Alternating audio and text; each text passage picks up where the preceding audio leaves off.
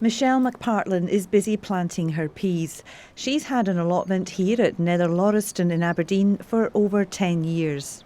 It means ever such a lot to have a little spot up here. It's a wonderful place to come up to and do some work and chill if you're feeling a little bit stressed, and you know you've got an end product that you're really going to enjoy because everything tastes so much better when you've grown it yourself.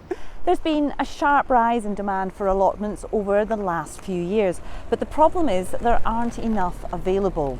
Thousands of people are on waiting lists across the country, and some of them could be waiting for more than a decade. At the moment, they're like gold dust. It's crazy. COVID was a big hitter for us. The waiting list definitely went up big time then.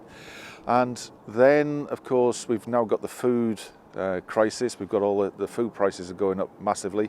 So again, we're waiting for this next big surge to come along, which is it's difficult because you're telling people there's a long waiting list, but they still want to go on it.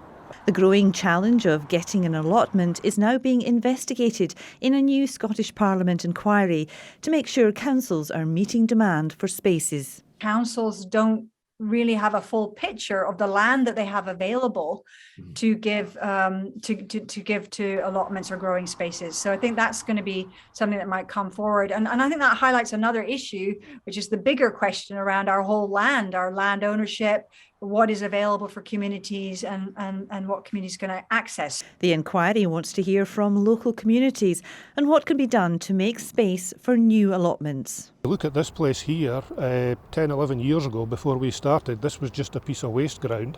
There was just a grass here, a yard and a pile of soil, and it's been turned into this where it's highly productive land, and I'm sure there's more areas like that around the city could be utilised. With the popularity of growing your own showing no sign of slowing down, Aberdeen City Council says it's considering options for turning more land into allotments. Anne Smith, STV News.